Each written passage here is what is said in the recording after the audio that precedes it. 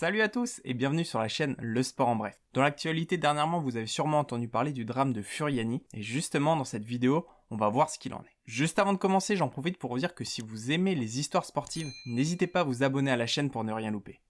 Le drame de Furiani, il s'est passé le 5 mai 1992 dans la ville de Bastia, donc en Corse. Ce jour-là, c'est un jour un peu spécial puisqu'il s'agit de la demi-finale de la Coupe de France de football. Ce match, il va opposer le club de Bastia à l'Olympique de Marseille. Pour remettre dans le contexte, c'est vraiment un match qui est très important puisque l'Olympique de Marseille à ce moment-là c'est une grosse équipe. L'année suivante ils vont même remporter la Ligue des Champions. Ce qui fait que c'est un spectacle et tout le monde un petit peu a envie d'assister à ce match. Pour l'occasion on a donc installé une tribune provisoire qui permet d'accueillir 9000 personnes. Les gens ils commencent à s'installer dans le stade et avant que le match commence, on a un peu d'euphorie, les gens ils sont contents, ça va être une demi-finale de football. Et d'un coup, les gens de cette tribune se sentent tombés et un fracas énorme va retentir dans le stade.